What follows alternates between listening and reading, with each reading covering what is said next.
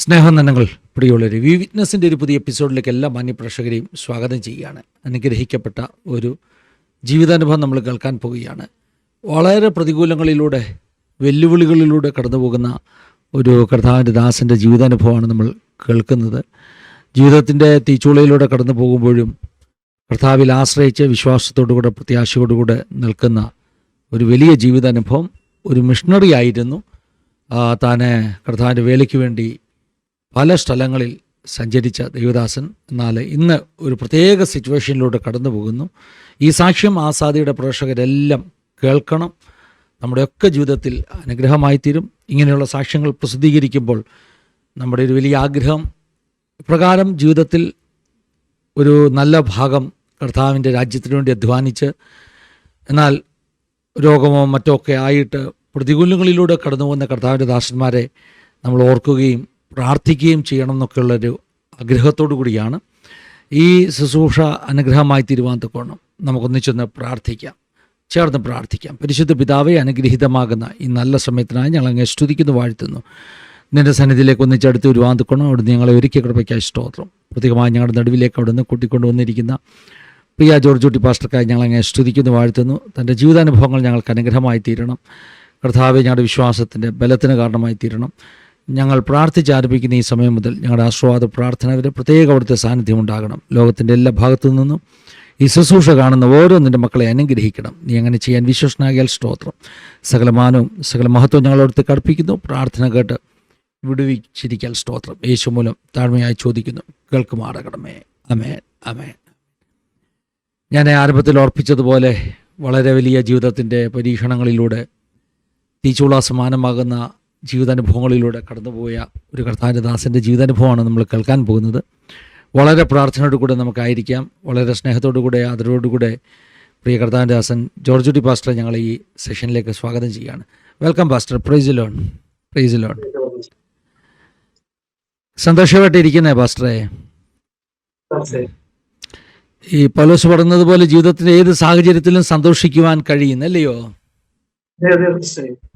അതെ. ഞാൻ പ്രേക്ഷകരോട് പറയാണ്, പാസ്റ്റർക്ക് കണ്ണുകൾക്ക് കാഴ്ചയില്ല, അതോടൊപ്പം തന്നെ അദ്ദേഹത്തിൻ്റെ 2 കാലുകൾക്കും വലിയ പ്രശ്നങ്ങളാണ്. നമ്മൾ ആ സാക്ഷ്യത്തിലൂടെ അത് കേൾക്കും. അപ്പോൾ സ്വയമായിട്ട് നടക്കുവാൻ ആ വിധത്തിൽ കഴിയില്ല. കണ്ണിന് കാഴ്ചയില്ലാത്തത് കൊണ്ട് അപ്രകാരവും താൻ പരീക്ഷണങ്ങളിലൂടെ കടന്നു പോകുന്നു. അങ്ങനെ ഒരു ജീവിതാനുഭവമാണ് നമ്മൾ കേൾക്കാൻ പോകുന്നത്. പാസ്റ്റർ, എനിക്ക് തോന്നുന്നു കർത്താവിൻ്റെ വേലയുമായിട്ട് ഉള്ള ബന്ധത്തിൽ കേരളത്തിൻ്റെയൊക്കെ പുറത്തായിരുന്നു അല്ലേ? കേരളത്തിലുണ്ട്, കേരളത്തിന് പുറത്തുണ്ടായിരുന്നു. പുറത്തെവിടെയായിരുന്നു പാസ്റ്ററെ? ഞാൻ ആൻഡമാനിൽ 19 വർഷം ഉണ്ടായിരുന്നു. 19 വർഷം? അതെ അതെ. ആ സമയത്ത് കാലിനൊന്നും കുഴപ്പമില്ലായിരുന്നു? പോയപ്പോൾ കുഴപ്പമൊന്നും പാസ്റ്റർ. കണ്ണിനോ? കണ്ണിനും കുഴപ്പമില്ലായിരുന്നു, യാതൊരു പ്രശ്നവുമില്ല. അതായത് ആൻഡമാൻസിൽ 19 വർഷം മിഷണറി പ്രവർത്തനം ചെയ്തൊരു കർത്താവിൻ്റെ ദാസനാണ്. കാലിനും കുഴപ്പമില്ലായിരുന്നു, കണ്ണിനും കുഴപ്പമില്ലായിരുന്നു. എന്നാൽ ഇന്ന് ഞാൻ മുമ്പേ പറഞ്ഞതുപോലെ ഒരു പ്രത്യേക അനുഭവത്തിലൂടെ കടന്നു പോകുന്നു. അപ്പം നമുക്ക് ആ സാക്ഷ്യവും അനുഭവങ്ങളും എല്ലാം കേൾക്കണം. പാസ്റ്റർ ജനിച്ചു വളർന്നതൊക്കെ എവിടെയാ? എന്റെ വീട് പത്തനംതിട്ട തിരുവല്ല താലൂക്ക് നിരണം എന്ന് പറയുന്ന സ്ഥലത്ത്. നിരണംകാരനാണ്. പക്ഷെ ഇപ്പോൾ തൃശ്ശൂർ പീച്ചിയിലാണല്ലോ താമസിക്കുന്നത്. ഇപ്പൊ പീച്ചിയിലെന്ന് പറയുന്നത് എനിക്ക് സ്വന്തമായിട്ട് വീടോ മറ്റൊന്നുമില്ല പാസ്റ്റേ. അനിയത്തിയുടെ വീട്ടിൽ താമസിക്കുകയാണ്.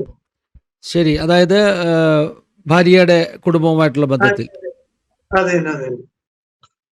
തിരുവല്ല നിരണംകാരനാ, പക്ഷേ തൃശ്ശൂർ പീച്ചിയിൽ താമസിക്കുന്നു. അതെ അതെ. കുടുംബത്തെ കുറിച്ചൊന്ന് പറയാമോ? പറയാമല്ലോ. അഷ്ടൊക്കെ പറയാം. എന്റെ ജന്മസ്ഥലം പത്തനംതിട്ട ജില്ലയിൽ തിരുവല്ല താലൂക്കിൽ നിരണം വില്ലേജിൽ ഒരു മർത്തോമ കുടുംബത്തിൽ സ്ത്രീ മാതാപിതാക്കൾ ജനിച്ച് വളർത്തപ്പെട്ടു. ഞങ്ങൾ 8 മക്കളാണ്, 5 ആണും 4 പെണ്ണും. 7ാമത്തവനായി ജനിച്ച് വളർത്തപ്പെട്ടു. എൻ്റെ കുടുംബ പശ്ചാത്തലം എന്ന് പറയുന്നത് വളരെ ദുഃഖത്തിലും ഭാരത്തിലും മാത്രമേ പറഞ്ഞ് അവതരിപ്പിക്കുവാൻ കഴിയത്തുള്ളൂ. എൻ്റെ കുടുംബജീവിതം എന്നും എൻ്റെ ഭവനത്തിന്റെ ജീവിതം എന്ന് പറയുന്നത് വളരെ പാവപ്പെട്ട കുടുംബത്തിൽ, പട്ടിണി നിറഞ്ഞ ഒരു കുടുംബത്തിൽ ജനിച്ച് വളർത്തപ്പെട്ടു. എന്റെ കുടുംബക്കാർ മറ്റുള്ളവരൊക്കെ സാമ്പത്തികമായി ഉണ്ടെങ്കിലും എന്റെ അവസ്ഥയിൽ, എന്റെ കുടുംബത്തിന്റെ അവസ്ഥയിൽ എന്നെ നിന്ദിക്കുകയും ഒറ്റപ്പെടുത്തിയ അനുഭവങ്ങളൊക്കെ ക്രിസ്തീയ ജീവിതത്തിൽ ഉണ്ടാകുവാൻ, എന്റെ കുടുംബ ജീവിതത്തിൽ ഉണ്ടാകുവാൻ ഇടയായി തീർന്നിട്ടുണ്ട്. എന്റെ മാതാപിതാക്കൾ കൂലിപ്പണി ചെയ്ത് എന്നെയും എന്റെ സഹോദരങ്ങളെയും ഒക്കെ വളർത്തുവാൻ ഇടയായി തീർന്നു. അതേ സാഹചര്യത്തിൽ തന്നെ പലപ്പോഴും പഠനം പോലും ഉപേക്ഷിക്കേണ്ടതായ സന്ദർഭം ഉണ്ടായി. എന്റെ സഹോദരന്മാർ പഠനം ഉപേക്ഷിച്ച് കൂലിപ്പണിയൊക്കെ ചെയ്ത് ഞങ്ങളെയൊക്കെ പോറ്റുവാൻ ഇടയായി തീർന്നു. എന്റെ ജീവിതം എന്ന് പറയുന്നത്, ഞാൻ 3 നേരം ഭക്ഷണം കഴിച്ച ദിവസം എന്റെ സ്കൂൾ ജീവിതത്തിൽ ഇല്ല എന്ന് പറയുന്നത് തന്നെയാണ് സത്യം. വളരെ പട്ടിണി നിറഞ്ഞ ഒരു കുടുംബത്തിൽ ജനിച്ചു വളർത്തപ്പെട്ട എന്റെ അവസ്ഥ അപ്രകാരമായിരുന്നു. ഞാൻ പലപ്പോഴും എന്റെ മാതാപിതാക്കളോട് പല ചോദ്യങ്ങൾ ചോദിച്ച് എന്റെ മാതാപിതാക്കൾ കരയുന്നത് ഞാൻ കണ്ടിട്ടുണ്ട്. അങ്ങനെയുള്ള ചോദ്യങ്ങളൊക്കെ ചോദിക്കുമായിരുന്നു പട്ടിണി നിമിത്തം. പക്ഷെങ്കിൽ പട്ടിണി മാറ്റുവാൻ യാതൊരു സാഹചര്യം മാതാവ് പല സ്ഥലങ്ങളിലൊക്കെ ജോലിക്ക് പോകായിരുന്നു. പാടത്തും വീടുകളിലൊക്കെ ജോലിക്ക് പോയി. അതുകൊണ്ടും കഴിയാത്ത സന്ദർഭമൊക്കെ ഉണ്ടായി. എന്റെ സഹോദരന്മാർ ഇടയ്ക്ക് വെച്ച് പഠനം നിർത്തി കൂലിപ്പണിക്കൊക്കെ പോയി ഞങ്ങളുടെ കുടുംബത്തെ പോറ്റി വളർത്തുവാനിടയായി തീർന്നു. എന്റെ മൂത്ത ജ്യേഷ്ഠനാണെങ്കിൽ 7 ദിവസം ഭക്ഷണം കഴിക്കാതെ ഒന്നിച്ചിരുന്ന് സ്കൂളിൽ പോയി തലകറങ്ങി വീണ് സ്കൂളുകാർ എന്റെ വീട്ടിൽ കൊണ്ട് വിട്ട സന്ദർഭമൊക്കെ ഞാൻ കേട്ടിട്ടുണ്ട്. അങ്ങനെയുള്ള ഒരു കുടുംബ പശ്ചാത്തലത്തിലൂടെയാണ് ഞാൻ കടന്നു വന്നത്. എന്റെ മാതാപിതാക്കൾ അങ്ങനെ ഞങ്ങള് 8 പേരുണ്ടായിരുന്നെങ്കിലും ഞാൻ എന്റെ സ്കൂൾ ജീവിതത്തിൽ പട്ടിണി കിടന്ന സന്ദർഭമൊക്കെ ഞാൻ ഓർത്ത് പലപ്പോഴും കരയാറുണ്ട്. മറ്റുള്ളവരൊക്കെ വീട്ടിലും അതും ചോറ് കൊടുക്കാൻ ഭക്ഷണമൊക്കെ കഴിക്കുമ്പോൾ ഞാൻ മാറിയിരിക്കുന്ന സന്ദർഭമൊക്കെ ഉണ്ടായിട്ടുണ്ട്. അതിന്റെ നടുവിലും തളർന്നു പോകുവാൻ ദൈവം അനുവദിച്ചില്ല എന്ന് പറയുന്നത് ഒരു സത്യാവസ്ഥയാണ്. കാരണം എന്റെ ദൈവം കൈവിട്ടില്ല എന്ന് പറയുന്നു. എന്റെ സ്കൂൾ ജീവിതത്തിൽ ഞാൻ 7ാം ക്ലാസ് മുതല് അതേ പാടത്ത് പണിക്കൊക്കെ പോകുമായിരുന്നു. എന്റെ നാട്ടിൽ കൊയ്ത്ത് ജോലിയും പണിയൊക്കെ ഉണ്ടായിരുന്ന കൊയ്ത്തിനൊക്കെ എന്റെ മാതാപിതാക്കളുടെ കൂടെ ചേർന്ന് അവധി സമയങ്ങളിൽ പോകുമായിരുന്നു. അങ്ങനെയുള്ള സന്ദർഭമൊക്കെയാണ് ചുമടിനും മറ്റു കാര്യങ്ങളൊക്കെ പോയിരുന്നു. എങ്കിലും പട്ടിണി മാറ്റുവാൻ എന്റെ കുടുംബത്തിൽ കഴിഞ്ഞില്ല എന്നുള്ളത് വളരെ സങ്കടകരമായ അവസ്ഥയാണ്. എങ്കിൽ എന്റെ 10ാം ക്ലാസ് പൂർത്തിയായി. തുടർന്ന് പഠിക്കുവാനുള്ള നിർവാഹമില്ലാത്തത് കൊണ്ട് ഞാൻ എന്റെ സ്കൂൾ ജീവിതം അവസാനിപ്പിച്ച് ജോലിക്കായി കടന്നുപോയി. ബാംഗ്ലൂരിൽ ഒരു ജോലിക്കായി പോയി. അവിടെ ചെന്ന് ഒരു കമ്പനിയിൽ വർക്ക്ഷോപ്പിൽ അതേ ഹെൽപ്പറായിട്ട് ജോലി ചെയ്തു. അവിടെ ലഭിച്ച ശമ്പളം എന്ന് പറയുന്നത് ആദ്യത്തെ മാസം ലഭിച്ചത് 300 രൂപയാണ് ശമ്പളം ലഭിച്ചത്. ആ 300 രൂപയിൽ കൂടെ എന്റെ മാതാവിനും പിതാവിനും എന്നാൽ കഴിയുന്ന സഹായമാക്കിക്കൊണ്ട് ഞാൻ അവിടെ കഴിയുവാനൊക്കെ തീർന്നു. അങ്ങനെ ഒത്തിരി ബുദ്ധിമുട്ടുകൾ, പ്രയാസങ്ങൾ എന്റെ ജീവിതത്തിൽ ഉണ്ടായി. പറഞ്ഞു തീർക്കുവാൻ കഴിയാത്ത ഭാരമുണ്ട്. എങ്ങനെ പറയുമെന്ന് പോലും അറിയത്തില്ല. ആ സ്ഥിതിയിൽ എന്റെ ജീവിതം മുൻപോട്ട് പോയി, എന്റെ കുടുംബ ജീവിതം മുൻപോട്ട് പോയി. ഞാൻ വലിയൊരു രോഗിയായി ബാംഗ്ലൂർ തീരുവാനിടയായി തീർന്നു. എന്നെ അവിടുന്ന് വണ്ടിയിൽ കയറ്റി എന്റെ വീട്ടിൽ കൊണ്ടുവന്നു. എന്നെ ഉടനെ തന്നെ തിരുവല്ല ഹോസ്പിറ്റലിൽ അഡ്മിറ്റ് ചെയ്തു. പിറ്റേ ദിവസം എന്നെ ഓപ്പറേഷന് വിധേയനാക്കി. അങ്ങനെ എന്റെ കുടുംബ ജീവിതവും എന്റെ കുടുംബത്തിന്റെ അവസ്ഥ അങ്ങനെയായിരുന്നു എന്ന് പറയുന്നതിൽ വളരെ സന്തോഷവും ദുഃഖവുമുണ്ട്. എങ്കിലും എന്റെ കൂട്ടർ, എന്റെ വീട്ടുകാർ, എന്റെ ചാർച്ചക്കാർ, പണക്കാരൊക്കെ ഉണ്ടെങ്കിലും തിരിഞ്ഞു നോക്കുവാൻ പോലും ആരുമില്ലായിരുന്നു. എങ്കിലും ദൈവം കൈവിട്ടില്ല. എന്റെ സഹോദരങ്ങളെ എന്നെയൊക്കെ ദൈവം ഇത്രത്തോളം ആക്കി തീർത്തു എന്ന് പറയുന്നതിൽ വളരെ സന്തോഷമുണ്ട്. ശരി, പാസ്റ്ററുടെ വൈഫും തലമുറകളും അങ്ങനെയുള്ള വിവരങ്ങളൊക്കെ ഒന്ന് പറഞ്ഞാല്. പറയാം. എന്റെ വൈഫ് ലജി. എനിക്ക് 2 മക്കളുണ്ട്. മൂത്തയാള് ജോജി, ഇളയാള് ജോയല്. ഇതിന്റെ കുടുംബ പശ്ചാത്തലം ഞാൻ തുടർന്ന് നിങ്ങളുമായി പങ്കുവയ്ക്കുന്നതായിരിക്കും. എന്റെ കേൾക്കുന്ന ആസാദി TV പ്രേക്ഷകർക്ക് ഏറ്റവും അനുഗ്രഹമായിരിക്കും. എനിക്ക് ഇങ്ങനെ ഒരു അവസരം ഒരുക്കി തന്ന ആസാദി TV ഡയറക്ടർ അതെ വിന്നി പാസ്റ്റർക്കും ഇതിന്റെ എല്ലാ പ്രേക്ഷകർക്കും എന്റെയും എന്റെ കുടുംബത്തിന്റെയും അകമഴിഞ്ഞ സ്നേഹ വന്ദനം അറിയിക്കുന്നു. ഞാൻ തുടർന്ന് സാക്ഷ്യം പറയുവാനാണ് താല്പര്യപ്പെടുന്നത്. പാസ്റ്റർക്ക് പറയാം കേട്ടോ, സാക്ഷ്യം കണ്ടിന്യൂ ചെയ്യാം. അത്യാവശ്യം ഉണ്ടെങ്കിലേ ഇടയ്ക്ക് ഞാൻ ചോദ്യം ചോദിക്കത്തുള്ളൂ. പാസ്റ്റർക്ക് ജീവിതാനുഭവങ്ങൾ, ചെറിയ പ്രായം മുതലുള്ള എല്ലാ അനുഭവങ്ങളും പറയാം കേട്ടോ. ശരി ശരി. ഞാന് ഒരു മർത്തോമകാരനായി ജനിച്ച് വളർത്തപ്പെട്ടു. മർത്തോമ പാരമ്പര്യത്തിൽ തന്നെ വളർന്നുവെങ്കിലും എനിക്ക് വലിയൊരു രോഗമുണ്ടായി. തിരുവല്ല മെഡിക്കൽ മിഷനിൽ എന്നെ ഓപ്പറേഷൻ ചെയ്തു. എങ്കിലും ആ ഓപ്പറേഷൻ സക്സസ് ആയില്ല. 3 പ്രാവശ്യം അതേ അസുഖത്തിൽ തന്നെ ഞാൻ ഹോസ്പിറ്റലിൽ അഭയം പ്രാപിക്കും ഇടയായി തീർന്നു. ആ സമയത്ത് എന്റെ നാട്ടിലുള്ള ഒരു പാസ്റ്റർ എന്നെ വന്ന് കാണുകയും പല പ്രാവശ്യം പ്രാർത്ഥിക്കുവാൻ അനുവാദം ചോദിക്കുമെങ്കിലും ഞാൻ അനുവാദം നൽകാതെ തിരിച്ചുവിട്ട സന്ദർഭമൊക്കെ ഉണ്ടായിട്ടുണ്ട്. 3ാമത്തെ പ്രാവശ്യം ഞാൻ ഹോസ്പിറ്റൽ അഡ്മിറ്റ് ആയപ്പോൾ ആ പാസ്റ്റർ പിന്നെയും കടന്നു വന്നു. എന്നോട് ഒത്തിരി സുവിശേഷമൊക്കെ പറഞ്ഞ് ഞാൻ പാസ്റ്ററോട് ഒത്തിരി തർക്കിച്ചു. പാസ്റ്ററെ, എനിക്ക് ബൈബിളൊക്കെ അറിയാം, ഞാൻ മൃത്തമായി ജനിച്ചു വളർന്നതാണ്, സൺഡേ സ്കൂളിൽ നല്ലതുപോലെ പഠിച്ചതാണ് എന്നൊക്കെ പറഞ്ഞ് പാസ്റ്ററോട് തർക്കിച്ചു. എന്റെ മാതാവോട് ഇരുന്നിട്ട് എന്നോട് പറഞ്ഞു, മോനെ സമ്മതിക്കെ, പ്രാർത്ഥിക്കട്ടെ എന്ന് പറഞ്ഞു. ഞാൻ പാസ്റ്ററോട് പറഞ്ഞു, പാസ്റ്റർ ഇപ്പോൾ പ്രാർത്ഥിക്കാം, ഞാൻ സമ്മതിക്കാം. ഈ പാസ്റ്റർ പ്രാർത്ഥിക്കുന്ന സമയത്ത് എനിക്ക് ആ രോഗത്തിന് സൗഖ്യം തന്നാൽ ഞാൻ ദൈവത്തിൽ വിശ്വസിക്കും, ഞാൻ ദൈവത്തിനായി ഇറങ്ങിത്തിരിക്കുമെന്ന് പറഞ്ഞു. ഞാൻ പാസ്റ്റർ ചലഞ്ചായി ഏറ്റെടുത്തു. പാസ്റ്ററും വൈഫും ഉണ്ടായിരുന്നു. പാസ്റ്റർ തലക്കിലും വൈഫ് കാൽക്കലുമായി നിന്ന് പ്രാർത്ഥിക്കുവാൻ തുടങ്ങി. ഞാൻ കണ്ണു തുറന്നു നോക്കി അവർ പ്രാർത്ഥിക്കുന്നത്. അവർ പ്രാർത്ഥിക്കുമ്പോൾ രണ്ടുപേരും കണ്ണുനീരോടെ പ്രാർത്ഥിക്കുന്നത് കാണുവാൻ എനിക്ക് ഇടയായി തീർന്നു. പാസ്റ്ററും കരയുന്നുണ്ട്, വൈഫും തലക്കിലും കാൽക്കലുമായിട്ട് നിന്ന് കരയുന്നത് കാണുവാൻ ഇടയായിത്തീർന്നു. അവർ പ്രാർത്ഥിച്ചുകൊണ്ടിരിക്കുമ്പോൾ തന്നെ എന്റെ ശരീരത്തിന് ഏതോ വിട്ടുമാറുന്നതായിട്ട് എനിക്ക് തോന്നി.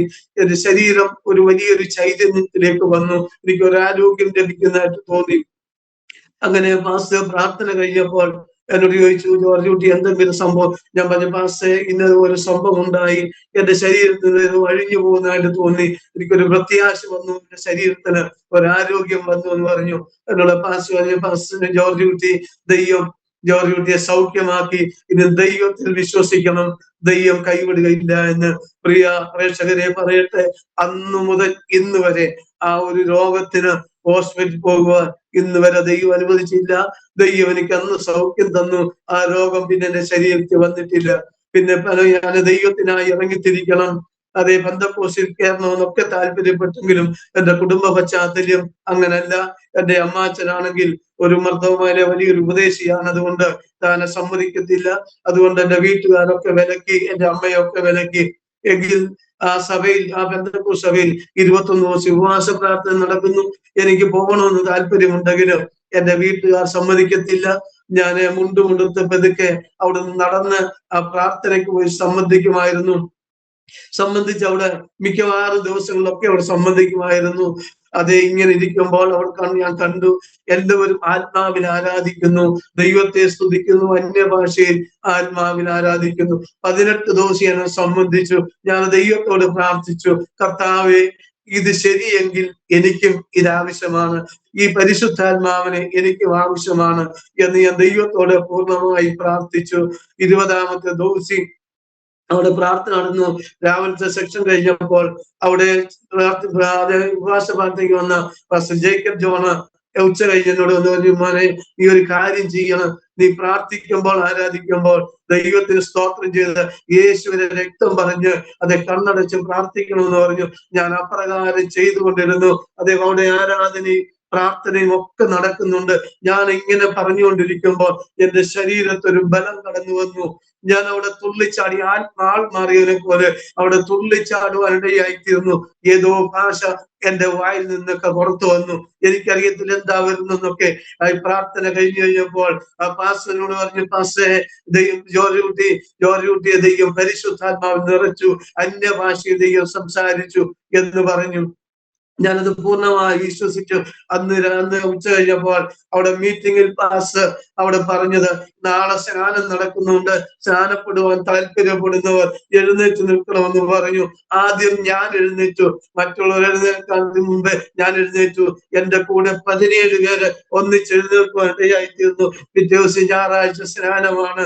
ഞാൻ എങ്ങനെ വീട്ടിൽ ചെന്ന് അവതരിപ്പിക്കും, എങ്ങനെയെന്ന് പറയുന്നൊക്കെ ഭാരപ്പെട്ടു. ഞാൻ അവിടെ ചെന്ന് ആരോടും പറയാതെ ഞാൻ അമ്മയോട് പറഞ്ഞു, അമ്മേ, ഇന്ന പോലാണ് സംഗതി, ഞാൻ സ്നാനപ്പെടുവാൻ പോവുകയാണ്. എന്റെ അമ്മ എന്നെ വിലക്കി. അമ്മാച്ചൻ സമ്മതിക്കത്തില്ല, അതുകൊണ്ട് പോകരുതെന്ന് പറഞ്ഞു. ഞാൻ അമ്മയോട് പറഞ്ഞു, അമ്മ ഇന്നതുപോലെ സംഗതിയാണ്, അതുകൊണ്ട് എനിക്ക് പോകണമെന്ന്. അമ്മ വളരെ സമ്മതത്തോടെ എന്നോട് പറഞ്ഞു, മോനെ നീ പൊക്കോ, നീ പോയി സ്നാനപ്പെട്ടു വന്ന്.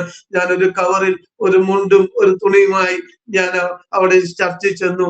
അത് അത് സ്നാനത്തിനായി അവിടെ ചെന്നു. സ്നാനപ്പെടുവാൻ ഞങ്ങൾ 18 പേരുണ്ടായിരുന്നു. 18 പേർക്കും ക്ലാസ് എടുത്തു. സ്നാനപ്പെടുത്തുവാൻ കൊണ്ടുപോയി. സ്നാനപ്പെട്ട് കഴിഞ്ഞു. എന്റെ അമ്മാച്ചൻ അങ്ങനെ അതറിഞ്ഞു ഞാൻ സ്നാനപ്പെട്ടു എന്ന്. സ്നാനപ്പെട്ട് വീട്ടിലേക്ക് ചെന്നപ്പോൾ എന്റെ അമ്മ എന്നോട് പറഞ്ഞു, അമ്മാച്ചൻ വളരെ പ്രശ്നമാണ്, ഇനിയും വീട്ടിൽ കയറ്റരുത്, അവൻ എവിടാണെന്ന് വെച്ച് പൊക്കോ എന്ന് പറയുവാനിടയായിത്തീർന്നു. എന്റെ അമ്മ എന്റെ മുഖത്തു നിന്നൊക്കെ കരയുന്നത് കാണുവാനിടയായിത്തീർന്നു. മോനെ ഞാൻ നിന്നെ എവിടെ പറഞ്ഞുകൊണ്ട് നീ എവിടോട്ട് പോകുമെന്നൊക്കെ ചോദിച്ചു. എന്റെ അമ്മയാളുടെയും വാക്ക് കേൾക്കാതെ എന്റെ ഭവനത്തിൽ കയറ്റി. വളരെ പ്രശ്നമൊക്കെ ഉണ്ടായി. എങ്കിലും എന്റെ അമ്മയും എന്റെ അപ്പനും എന്നെ കൂടെ ചേർത്ത് നിർത്തുവാനിടയായിത്തീർന്നു. അത് കഴിഞ്ഞു ഞാൻ ദിവസവും ദൈവസേനയിൽ പ്രാർത്ഥിക്കും. പ്രാർത്ഥിച്ചുകൊണ്ടിരിക്കുന്ന രാത്രികളൊക്കെ പ്രാർത്ഥിക്കും, ദൈവമേ ഇതിനൊരു മാറ്റം ഉണ്ടാകണമേ എന്ന് പറഞ്ഞ് ഞാനൊരു ദിവസം പ്രാർത്ഥിച്ചുകൊണ്ടിരിക്കുമ്പോൾ ഞാൻ കിടക്കുന്ന മുറിയിൽ വലിയൊരു വെട്ടം വന്ന് വിളിച്ചു. എനിക്കറിയത്തില്ല, ലൈറ്റ് ഇട്ടിട്ടില്ല, ഒന്നുമില്ല. ഒരു വലിയൊരു പ്രകാശം കണ്ടു. ആ പ്രകാശത്തിനൊടുവിൽ ഒരാൾ ഡ്രസ്സിട്ട വെള്ളോട് സദൃശനായ ഒരു നിൽക്കുന്ന ഒരാൾ നിന്ന് സംസാരിക്കുന്ന കേട്ട് എന്റെ മുമ്പിൽ ഒരു വലിയൊരു വചനം എന്റെ മുമ്പിൽ കടി നിന്നു. എന്താണ് വചനം എന്ന് പറഞ്ഞാൽ, കൊയ്ത്ത് വളരെ ഉണ്ട്, വേലക്കാരോ ചുരുക്കമെന്ന്. അതെന്റെ ഹൃദയത്തിലേക്ക് ആഴ്ന്നിറങ്ങി. എനിക്കറിയത്തില്ല അതിന്റെ കാര്യം എന്താണെന്ന്. ഞാൻ രാവിലെ എഴുന്നേറ്റ് ഞാൻ അമ്മയോട് പറഞ്ഞു, പാസ്റ്ററൊക്കെ ചെന്നു. പാസ്റ്ററോട് പറഞ്ഞു, പാസ്റ്റർ ഇന്നൊരു ശബ്ദം ഞാൻ കേട്ടു, എന്റെ മുറിയിൽ ഒരു വെളിച്ചമുണ്ടായി എന്ന്. പാസ്റ്ററിനോട് പറഞ്ഞു, ജോർജ് കുട്ടി ദൈവവേരെ കൊണ്ട വിളിയാണ് ജോർജ് കുട്ടിക്ക് ലഭിച്ചത്, ഇനിയും ഒരു ദിവസം പോലും പുറകോട്ട് മാറരുതെന്ന് പറഞ്ഞു. ഞാൻ പാസ്റ്ററിലേക്ക് ചില വിവരങ്ങളൊക്കെ പറഞ്ഞു. എന്റെ വീട്ടുകാർ സമ്മതിക്കും, എന്റെ കുടുംബക്കാർ ആരും സമ്മതിക്കരുത്, എന്ത് ചെയ്യണമെന്ന് പാസ്റ്ററിനോട് പറഞ്ഞു. ജോർജ് കുട്ടി സന്തോഷമായിരിക്കെ ഞാൻ എന്താ വഴി ഒരുക്കാമെന്ന്. ഞാൻ പാസ്റ്റർ പറഞ്ഞു കേട്ട് ഞാൻ എന്റെ വീട്ടിൽ ചെന്നു. ഞാൻ അമ്മയോട് പറഞ്ഞു, അമ്മേ ഞാൻ സുവിശേഷകന് ഭജനം പഠിക്കാൻ പോവുക. എന്റെ അമ്മ എന്നോട് കരഞ്ഞുകൊണ്ട് ചോദിച്ചു, മോനെ നിന്നെ ആര് സഹായിക്കും ഇതിന് പോയാലെന്ന്. ഞാൻ പറഞ്ഞു, അമ്മേ ദൈവം എന്നെ സഹായിക്കും, അതിനുണ്ട് അമ്മ വിഷമിക്കണ്ട എന്ന് പറഞ്ഞു. ഞാൻ അടുത്ത ദിവസം പോകാനുള്ള ക്രമീകരണം ചെയ്തു. ഒരു കവറില് അല്പം തുണിയൊന്നും ഇല്ലെങ്കിൽ ഉള്ള തുണിയുമായിട്ട് ഞാൻ ചർച്ചിൽ ചെന്നു. പാസ്റ്റർ അവിടുന്ന് എനിക്കൊരു ബാഗ് തുണിയും വെച്ച് ആ പാസ്റ്റർ എന്നെ കൊണ്ട് തെങ്കാശി ഏഷ്യൻ സെമിനാരിയിൽ എന്നെ ബൈബിൾ സ്കൂളിൽ ഏൽപ്പിച്ചു. അവിടെ പഠിക്കുവാൻ എന്നെ ഏൽപ്പിച്ച് ഞാൻ പഠിക്കാൻ ഇറങ്ങുമ്പോൾ എന്റെ അപ്പൻ പിതാവ് എന്റെ കയ്യിൽ അല്പം പണം തന്നു. മോനെ ഇതിരിക്കട്ടെ, എന്തെങ്കിലും ചെലവ്. ഞാൻ വേണ്ട എന്ന് പറഞ്ഞെങ്കിലും എന്റെ പിതാവ് എന്നെ നിർബന്ധിച്ച് ഏൽപ്പിച്ചു, എന്നെ പറഞ്ഞയച്ചു. പാസ്റ്റർ കൊണ്ട് എന്നെ തെങ്കാശിയിലാക്കി ദൈവനം പഠിക്കുവാനായി. ആ പാസ്റ്റർ പിറ്റേ ദിവസം അവിടെ നിന്ന് പോരുന്നു. എന്നോട് പറഞ്ഞു, ജോർജ് കുട്ടി എന്തെങ്കിലും ആവശ്യമുണ്ടെങ്കിൽ കൂടെ പറഞ്ഞ് എന്നെ വിളിപ്പിക്കാൻ പറഞ്ഞു. പിറ്റേ ആഴ്ച ആയപ്പോൾ പാസ്റ്റർ അവിടെ കടന്നു വന്നു. പാസ്റ്റർ കടന്നു വന്നിട്ടാണെന്ന് എനിക്കറിയത്തില്ല. പാസ്റ്റർ വന്ന് ക്ലാസ്സിലേക്ക് വന്നു. എന്നെ പഠിപ്പിക്കുവാനുള്ളതായ പാസ്റ്റർ അവിടുത്തെ സാറാണെന്ന് എനിക്ക് അറിയത്തില്ലായിരുന്നു. വന്നു വിവരം കാര്യങ്ങൾ പഠിപ്പിച്ചു കഴിഞ്ഞ് എന്നെ റൂമിലേക്ക് വിളിച്ച് വിവരങ്ങളൊക്കെ ചോദിച്ചു. ഞാൻ വിവരങ്ങളൊക്കെ പറഞ്ഞു. ഞാൻ പാസ്റ്ററോട് പറഞ്ഞു, പാസ്റ്റർ എനിക്ക് വളരെ സങ്കടമുണ്ട് എല്ലാരെയും വിട്ടേച്ച് പോകുന്നത് എന്നൊക്കെ പറഞ്ഞു. പാസ്റ്റർ വിഷമിക്കണ്ട, ഞാൻ ഇവിടെ പറഞ്ഞേൽപ്പിച്ചിട്ടുണ്ട്, ജോർജിയത്തോട് കൂടെ എല്ലാവരും ഉണ്ട്, ജോർജിയത്ത് ഒന്നും വിഷമിക്കണ്ട എന്ന് പറഞ്ഞു. പ്രിയ കർഷകരെയും പറഞ്ഞിട്ട് ഒരു വർഷം ഞാൻ ദൈവനോട് പഠിച്ചു. എന്റെ വീട്ടിൽ നിന്ന് ആരും സഹായത്തിനില്ലായിരുന്നു. ഈ പാസ്റ്റർ എന്നെ പഠിപ്പിക്കുവാനുള്ള ക്രമീകരണങ്ങൾ ചെയ്തു. പലപ്പോഴും നാട്ടിൽ അതിൽ ചെല്ലുമ്പോൾ എന്റെ അമ്മ ഓടി വരും, കരഞ്ഞുകൊണ്ട് നിൽക്കുമെന്ന് പാസ്റ്ററൊക്കെ പറയും. പാസ്റ്റർ പറയും, കരഞ്ഞുകൊണ്ട് ചോദിക്കും, എന്റെ മോൻ എങ്ങനെ ഉണ്ടായി, അങ്ങനെ കാര്യങ്ങളൊക്കെ ഒന്ന് ചോദിക്കും. പാസ്റ്റർ പറയും, അമ്മച്ചി വിഷമിക്കണ്ട, ഞാനുണ്ട്, ഞാൻ ഒരാഴ്ചയോടെ പോകുന്നുണ്ടെന്ന് പറഞ്ഞ് ധൈര്യപ്പെടുത്തി പറഞ്ഞു. ഒരു വർഷം പഠനം കഴിഞ്ഞു. കാശി പഠനം കഴിഞ്ഞപ്പോൾ അവരെന്നെ അവരുടെ ടീമിൽ വിടുവാനൊക്കെ താല്പര്യപ്പെട്ടെങ്കിലും ദൈവാത്മാവിനെ വ്യക്തമായി ഇടപെട്ടു. പിന്നെയും പഠിക്കുവാനായിട്ട് ഞാൻ ഇവിടെ പഠിക്കും. ഞാൻ മല്ലപ്പള്ളി സിയോൻ ബൈബിൾ കോളേജില് അവിടെ കൊണ്ട് അഡ്മിഷൻ കൊടുത്തു. അവിടെ എനിക്ക് വചനം പഠിക്കുവാനുള്ളതായ അവസരം ഒരുക്കി. 3 വർഷം അവിടെ പഠിച്ചു, ദൈവനം പഠിച്ചു.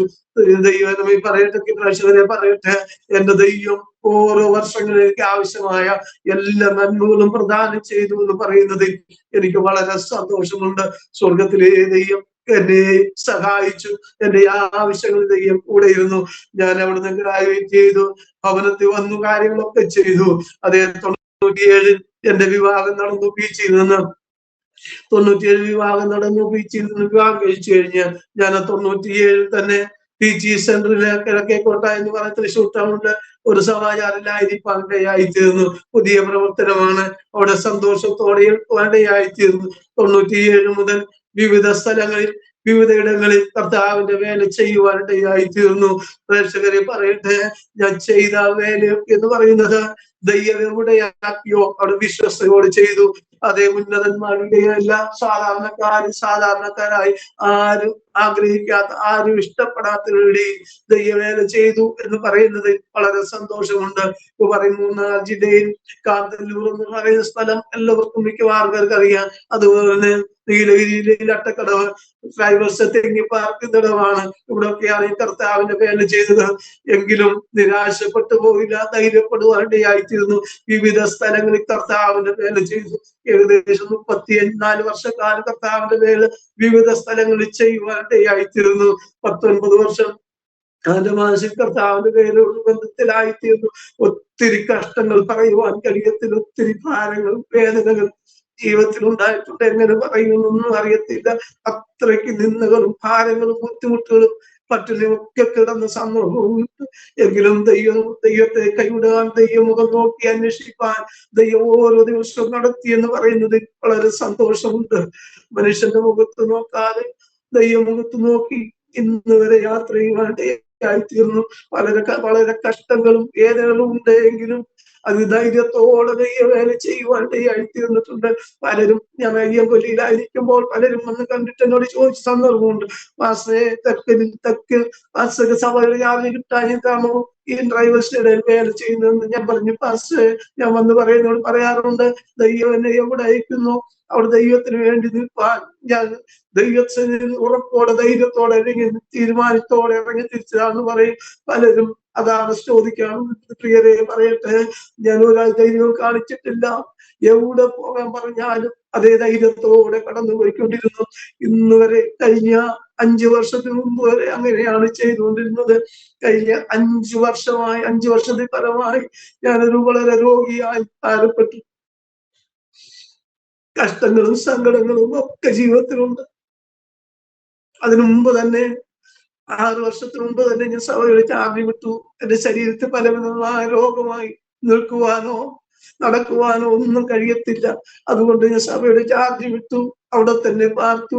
വളരെ രോഗങ്ങളൊക്കെ വന്നു, ഭാരങ്ങളൊക്കെ വന്നു. എങ്കിലും ദൈവത്തെ കൈവിട്ടിരുന്ന് ദൈവത്തെ മുറുകെ പിടിച്ച് മുൻപോട്ട് പോകുവാനിടയായിത്തീർന്നു. ഞാൻ നേരത്തെ പറഞ്ഞു, എനിക്ക് 2 മക്കളുണ്ട്. വളരെ ബുദ്ധിമുട്ടിന്റെ രോഗത്തിന്റെ അവസ്ഥയിൽ മൂത്ത മകൻ 10ാം ക്ലാസ് കൊണ്ട് പഠനം നിർത്തി. അവൻ ചെറിയ ജോലിക്ക് പോയി എന്റെ കുടുംബത്തെ വളർത്തുവാനായിട്ട് നോക്കുവാനിടയായിത്തീർന്നു. ഒത്തിരി കഷ്ടങ്ങൾ, അറിയുവാൻ കഴിയാത്ത വേദന ജീവിതത്തിലുണ്ട്. അങ്ങനെ മുമ്പോട്ട് ഒത്തിരി രോഗങ്ങൾ കടന്നുപോയെങ്കിലും ഒത്തിരി ചികിത്സകളൊക്കെ ചെയ്തു. എങ്കിലും ഒന്നും ഫലിച്ചില്ല. 5 വർഷത്തിന് മുമ്പ് എന്റെ വലത് കാലിന് വളരെ പ്രശ്നമുണ്ടായി, നടക്കുവാൻ കഴിയാത്ത അവസ്ഥയായി. ഹോസ്പിറ്റലിൽ ചെന്നു, പല കാര്യങ്ങളൊക്കെ ചെയ്ത് പറ്റിയില്ല. പക്ഷെ പറയട്ടെ, എന്റെ ഈ ശരീരത്തിൽ 7 ഓപ്പറേഷൻ ആ ഹോസ്പിറ്റലിൽ ചെയ്തു. എല്ലാം വിവരിക്കുവാൻ കഴിയാത്തത് കൊണ്ട് ഞാൻ ഈ കാലിന്റെ കാര്യവും മറ്റു കാര്യവും പറഞ്ഞ് മുമ്പോട്ട് പോകട്ടെ. എന്റെ വലത് കാല് അവിടെ ചെന്ന് കണ്ടു, ഡോക്ടർ കണ്ടു, മരുന്നുകളൊക്കെ ചെയ്തുകൊണ്ട് ഒടുവിൽ പറഞ്ഞു, ഈ കാല് മുട്ടിന് താഴെ വെച്ച് മുറിക്കണം. ഈ അസുഖങ്ങളൊക്കെ വരുന്നത് എന്റെ വൈഫിനോടും മോനോടും പറഞ്ഞു ഇത് മുറിക്കണമെന്ന്. അവർ എന്റെ അടുത്ത് ഡോക്ടർ വാക്ക് കേട്ട് എന്റെ അടുത്ത് കേൾക്കാമോ? കേൾക്കാം. ഈ അസുഖങ്ങളൊക്കെ വരുന്നത് ആൻഡമാൻസിൽ വെച്ചാണോ? അതെ അതെ പാസ്റ്റേ, അവിടെ വെച്ചാണ് ഈ രോഗങ്ങളൊക്കെ പാസ്റ്റർക്ക് ആരംഭിക്കുന്നത്. അതെ അതെ പാസ്റ്റേ. കണ്ണിന്റെ കാഴ്ചയും അതേ സമയത്ത് തന്നെയാണോ? അതെ അതെ പാസ്റ്റേ. പാസ്റ്റർക്ക് ഒന്ന് വിവരിച്ച് പറയാമെങ്കിൽ അനുഗ്രഹമായിരിക്കും. ആളുകൾക്ക് കാര്യങ്ങൾ മനസ്സിലാകുമല്ലോ, എന്താ സംഭവിച്ചത്, എന്ത് രോഗമായിരുന്നു, ഇങ്ങനെയുള്ള കാര്യങ്ങളൊക്കെ ഒന്ന് വിവരിച്ച് പറഞ്ഞാൽ നല്ലതാണേ. വിവരിച്ച് പറയാനോ പാസ്റ്റേ? എന്റെ വലത് കാല് ഡോക്ടർ എടുക്കാൻ ചെന്നു. ഡോക്ടർ ഒത്തിരി മരുന്നുകളൊക്കെ ചെയ്തു. അതിനു മുമ്പേ ഒത്തിരി മരുന്നുകളൊക്കെ ചെയ്തെങ്കിലും അത് ഫലിക്കാഞ്ഞത് കൊണ്ട് ഡോക്ടർ ഒടുവിൽ പറഞ്ഞത്, ഈ കാല് വലത് കാലം മുട്ടിന് താഴെ വെച്ച് മുറിച്ച് നോക്കാം. ഇപ്പൊ മുറിച്ചാൽ മുട്ടിന് താഴെ വെച്ച് മുറിക്കാം, അല്ലെങ്കിൽ കുറച്ചുകൂടെ കഴിഞ്ഞാൽ ഇത് പഴുപ്പ് കയറി മുഴുവൻ കാല് മുറിക്കേണ്ടി വരുമെന്ന് പറഞ്ഞ് എന്റെ വൈഫിനോടും മോനോടും പറഞ്ഞു. അവർ വളരെ സങ്കടത്തോടെ അവിടെ വന്ന് എന്നോട് പറഞ്ഞില്ല. അവർ അങ്ങോട്ടും ഇങ്ങോട്ടും നോക്കുന്നില്ല, എന്നോട് വിവരം പറഞ്ഞില്ല. തിരിച്ചു ചെന്ന് ഡോക്ടറോട് പറഞ്ഞു. ഡോക്ടർ വന്ന് എന്റെ അടുത്ത് വന്ന് പറഞ്ഞു, ഫാദറെ വിഷമിക്കുന്ന ഒരു കാര്യം പറയാൻ ഞാൻ ചോദിച്ചു. ഡോക്ടർ, ഇല്ല ഫാദർ എങ്ങനെ പറയും, ഫാദറിന്റെ വലത് കാലം മുട്ടിന് താഴെ വെച്ച് മുറിക്കണം. ഇത് കേട്ട് കഴിഞ്ഞപ്പോൾ എന്റെ മാനസികമായ നിലയാകെ തകർന്നു. കാരണം കാലില്ലാതെ എങ്ങനെ സ്ഥിതി നടക്കുമെന്നൊക്കെ ചിന്തിച്ചു. എങ്കിലും ഡോക്ടർ എന്നോട് പറഞ്ഞത്, ഫാദറെ വിഷമിക്കരുത്, ഫാദറിന്റെ ജീവൻ നിലനിർത്താൻ ഇത് ചെയ്തേ മതിയാകത്തുള്ളൂ. ഞാൻ പിന്നെ സമ്മതിച്ചു. ഓപ്പറേഷൻ ചെയ്യുവാനായി മുറിക്കുവാൻ കൊണ്ടുപോകാൻ എല്ലാ ക്രമീകരണം ചെയ്തു. ഓപ്പറേഷൻ തിയേറ്ററിൽ ചെന്ന് എന്റെ കാല് മുറിക്കാൻ എല്ലാ കാര്യങ്ങളും ചെയ്തു കഴിഞ്ഞപ്പോൾ ഡോക്ടർ അവിടെ നിന്നുകൊണ്ട് എന്നോട് പറഞ്ഞു, എന്റെ മുഖത്തേക്ക് നോക്കി പറഞ്ഞൊരു കാര്യമുണ്ട്, ജോർജ് ഫാദറെ വിഷമിക്കരുത്, ഇത് ചെയ്യാതിരിക്കാൻ പറ്റത്തില്ല, ജോർജിന്റെ ജീവൻ നിലനിർത്താൻ വേണ്ടിയാണ്, ഫാദറിന്റെ ജീവൻ നിലനിർത്താൻ വേണ്ടിയാണ് ചെയ്യുന്നതെന്ന് പറഞ്ഞു. എന്നിട്ട് ഇത് പറഞ്ഞിട്ട് മുഖം മൂടി. പിന്നീട് കാലിൽ മുറിച്ചു. 4 ദിവസം കഴിഞ്ഞാണ് എനിക്ക് ബോധം തെളിഞ്ഞത്. ഇതൊന്നും എനിക്കറിയത്തില്ല. കാല് മുറിച്ച കാര്യമൊന്നും അറിയാതെ ഞാൻ ഇവിടെ കിടന്നു. ബോധം തെളിഞ്ഞു കഴിഞ്ഞപ്പോൾ ഞാൻ എഴുന്നേക്കാൻ തുടങ്ങിയപ്പോൾ എന്റെ വൈഫ് എന്നോട് പറഞ്ഞു, എവിടെ പോവാ? ഞാൻ പറഞ്ഞു, എഴുന്നേക്കാനാ. പറഞ്ഞു, കാല് മുറിച്ചേക്കുക, ഞാൻ എന്റെ കാല് മുറിച്ചോ എന്ന് ഞാൻ ചോദിച്ച് വളരെ നിരാശപ്പെട്ടു. പറഞ്ഞു, വലത് കാല് മുട്ടിന് ആലോചിച്ച് മുറിച്ചേക്കുക. എനിക്ക് പറയുവാൻ കഴിയാത്ത സങ്കടമുണ്ടായി. വലത് കാലിന് മുട്ടിന് താഴെ വെച്ച് മുറിച്ചെന്ന് പറഞ്ഞു. എനിക്ക് വേദന വയ്ക്കാൻ വയ്യാതെ ഞാൻ കിടന്നു. എങ്കിലും ആ സമയത്ത് ഷുഗർ ഉണ്ടായിരുന്നു. ഷുഗറും എല്ലാം കൂടെ കയറി. അതേ വേരിക്കോസ് വന്നു. വേരിക്കോസ് ഒന്ന് പഴുപ്പുമായി പോട്ട് കയറി രക്തഓട്ടം ഇല്ലാതെയായി തീർന്നു. അങ്ങനെയുള്ള അവസ്ഥയിലാണ് കാലിന്റെ സ്ഥിതിയായത്. അങ്ങനെ ഒന്ന് മുറിച്ചു. 28ാമത്തെ ദിവസം അവിടെ നിന്ന് ഡിസ്ചാർജ് ചെയ്ത് വീട്ടിൽ പോയി. ആ കാലിന് സുഖമായി, കരിയെല്ലാമായി, മുറിവെല്ലാം ഉണങ്ങി. അത് കഴിഞ്ഞ് കാല് വയ്ക്കണം, അതിനുള്ള കാര്യങ്ങളെല്ലാം ദൈവം ക്രമീകരിച്ചു. ഇതിന്റെ ഇടയ്ക്ക് പറയട്ടെ, എന്റെ മോൻ ജോലി ചെയ്യുന്നെങ്കിലും സാധിക്കാത്തതുകൊണ്ട് ഇതറിഞ്ഞ അനേക ദൈവമക്കൾ, ദൈവദാസം, ദൈവസഭകൾ എന്നെയും എന്റെ കുടുംബത്തോട് ചേർത്ത് നിർത്തുവാനായിത്തീർന്നു. അവരില്ലായിരുന്നെങ്കിൽ എന്റെ സ്ഥിതിയും ഞാൻ ഈ ജീവനോടെ നിങ്ങളുടെ മുമ്പിൽ വരികയില്ലായിരുന്നു എന്ന് പറയുന്നത് വളരെ വാസ്തവമാണ്. ദൈവവും കൈവിട്ടില്ല, എന്റെ സ്നേഹിതരും എന്നെ സഹായിച്ചു, എന്നെ കൈവിട്ടില്ല എന്ന് പറയുന്നത് വളരെ സന്തോഷമുണ്ട്. അങ്ങനെ കാലിന്റെ കാര്യങ്ങളൊക്കെ ചെയ്തു. 1 വർഷം കഴിഞ്ഞപ്പോൾ ആർട്ടിഫിഷ്യൽ കാല് വെച്ചു. അതിനുള്ള സഹായവും ദൈവം തന്നു.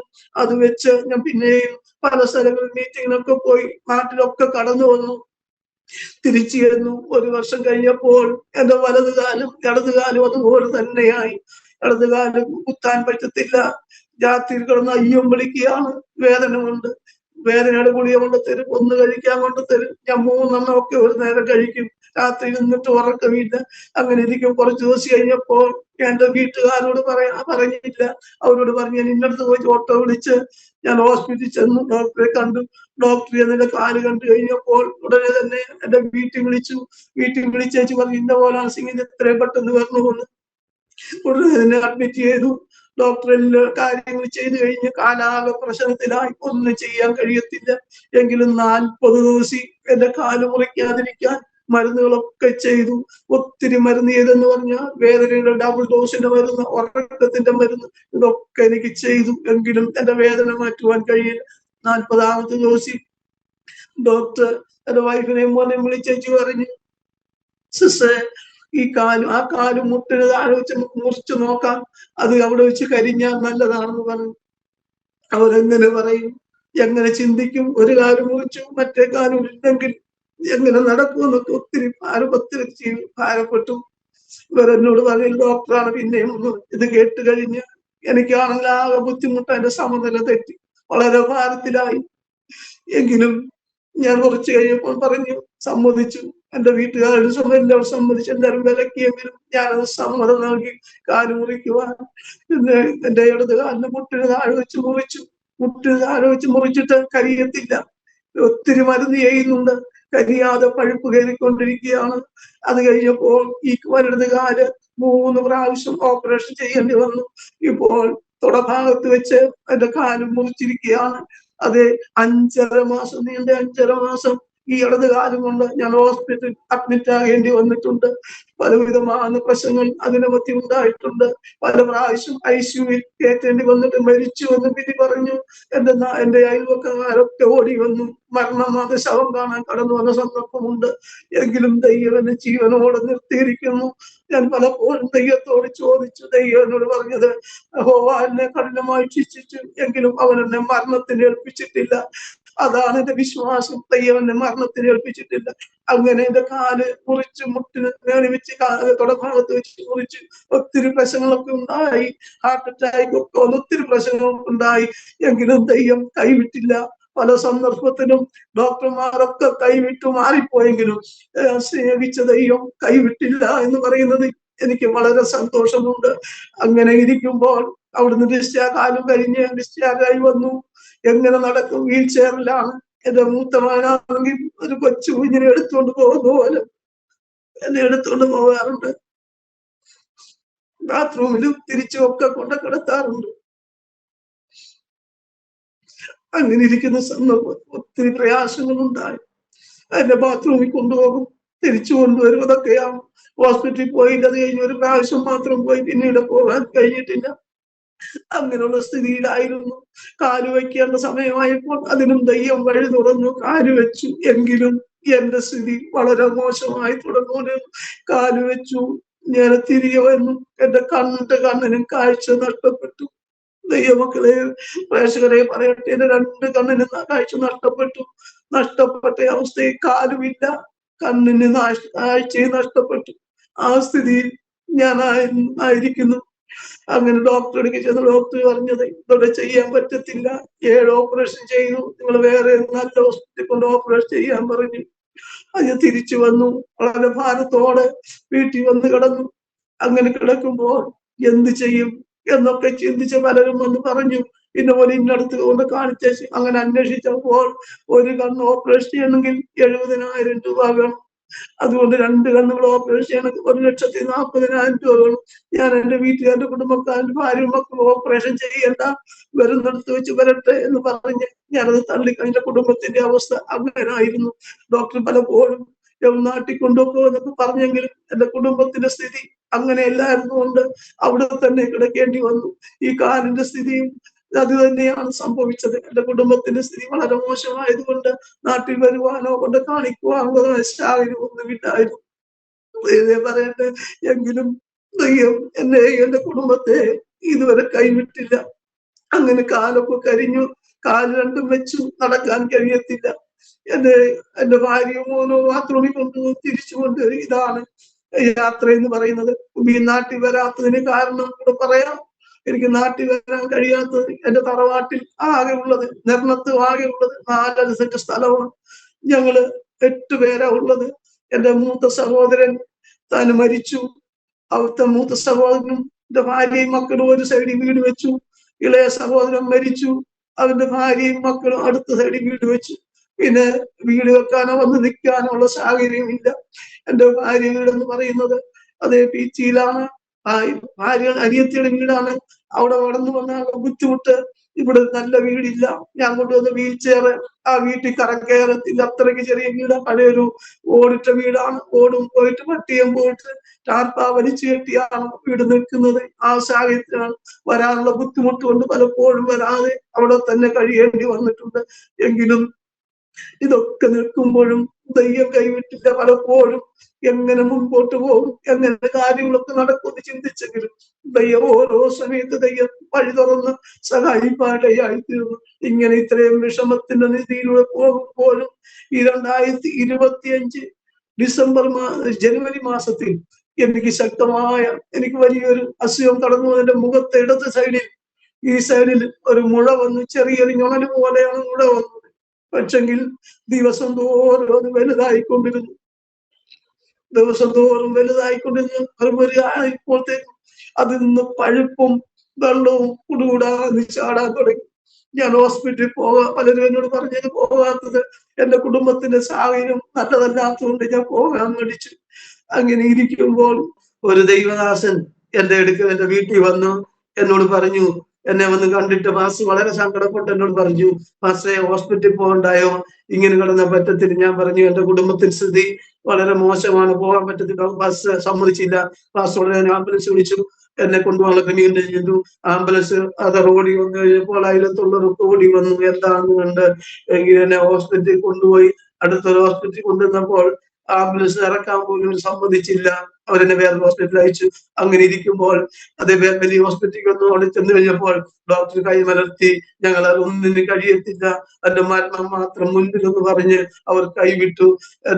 പാസ്പോർട്ട് പറഞ്ഞ് പാസ്സേ ഒരു കാര്യം ചെയ്യ്, നിങ്ങൾ വേറെ എവിടെങ്കിലും നല്ല ഹോസ്പിറ്റൽ മെയിലാൻഡിൽ കൊണ്ടുപോക്കോ, ഇവിടെ പറ്റത്തില്ലെന്ന്. പക്ഷെങ്കിൽ മെയിലാൻഡിൽ കൊണ്ടുപോകാനുള്ള വീട്ടിലെ സ്ഥിതി ഒരാൾ പറ്റത്തെ 3 പേര് കൂടെ വരണം. അതുകൊണ്ട് എന്റെ ഭവനത്തിന്റെ അവസ്ഥ അങ്ങനെ അല്ലാത്തത് കൊണ്ട് കൊണ്ടുവരാനൊന്നും കഴിഞ്ഞില്ല. പിന്നെ ഡോക്ടർ പറഞ്ഞത് നിങ്ങൾ സമ്മതിച്ചാൽ ഞാൻ ഇവിടെ കിടത്താം, അതിന് നിങ്ങൾ എല്ലാ കാര്യങ്ങളും ചെയ്തു തരണം, എഴുതി തരുന്ന കാര്യങ്ങളെല്ലാം പറഞ്ഞു. എഴുതി കൊടുത്തു. എന്നെ അവിടെ അഡ്മിറ്റ് ചെയ്തു. പഴുപ്പും വെള്ളവും ഇങ്ങനെ കുരുകൂടാന്ന് ഒഴുകിക്കൊണ്ടിരിക്കുകയാണെന്ന് പറയും. എനിക്ക് കാണത്തില്ല, പക്ഷെങ്കിൽ അവര് പറയുന്നുണ്ട്. എങ്കിൽ ചില 3-4 ദിവസം കഴിഞ്ഞപ്പോൾ എന്റെ സംസാരശേഷി നഷ്ടപ്പെട്ടു. സംസാരശേഷി ഇല്ലാതെ ഞാൻ ആംഗ്യ ഭാഷയിലെ 15 ദിവസം സംസാരശേഷി നഷ്ടപ്പെട്ട് ഒരു ഊമനെ പോലെ ഞാൻ അവിടെ ഹോസ്പിറ്റലിൽ കിടക്കേണ്ടി വന്നു. അതേ സമയത്ത് തന്നെ എന്റെ 2 കണ്ണും അടഞ്ഞു.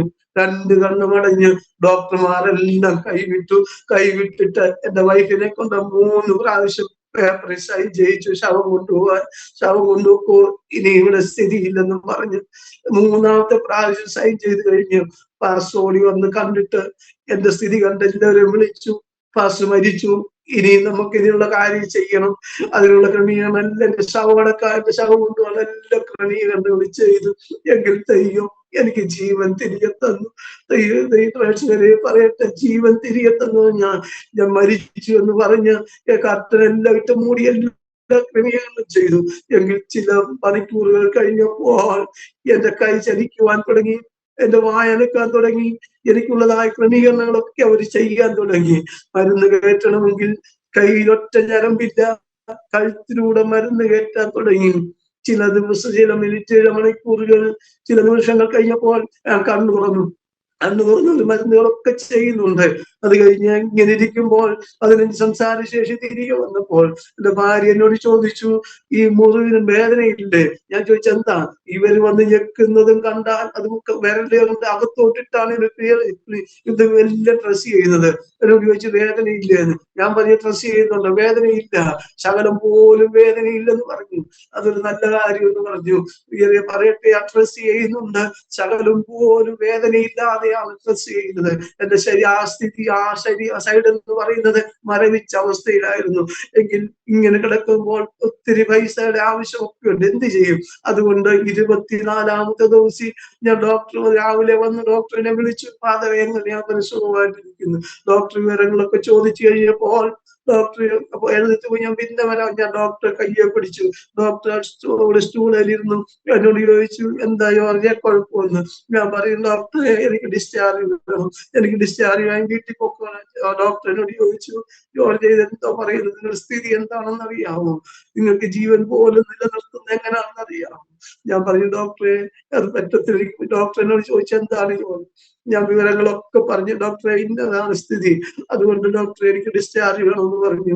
ഡോക്ടർ കുറച്ചു നേരം അവിടെ ഇരുന്നിട്ട് ആ മൂളിക്കേട്ടിച്ച് പറഞ്ഞു, ഫാദറെ ഞാൻ ഡിസ്ചാർജ് ചെയ്യാം, നിങ്ങളുടെ സ്വന്തം ഇഷ്ടത്തിനെ ചെയ്യുന്നത്, എന്ത് സംഭവിച്ചാലും ഹോസ്പിറ്റലിനോ എനിക്ക് ഉത്തരവാദിത്തമില്ലെന്ന് പറയും. ഞാൻ പറയും ഡോക്ടറെ കുഴപ്പമില്ല, ഡിസ്ചാർജ് ചെയ്യാൻ പറഞ്ഞു. എന്റെ കുടുംബത്തിന്റെ സ്ഥിതി ഓർത്ത് ഞാൻ ഡിസ്ചാർജ് വന്നു.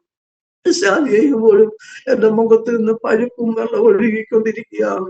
ഡോക്ടർ പറഞ്ഞു നിങ്ങൾ ഇവിടെ കിടത്തരുത്, എവിടെങ്കിലും കൊണ്ട് കാണിക്കണം. അങ്ങനെ ഡിസ്ചാർജ് ചെയ്ത് വരുമ്പോൾ 24ാമത് ഡിസ്ചാർജ് ചെയ്ത് ഡോക്ടർ പറഞ്ഞു ഇനി നിങ്ങൾ ഇവിടെ നിന്നും കിടത്തില്ല, നാട്ടിലെ എവിടെങ്കിലും കൊണ്ടുപോകണം.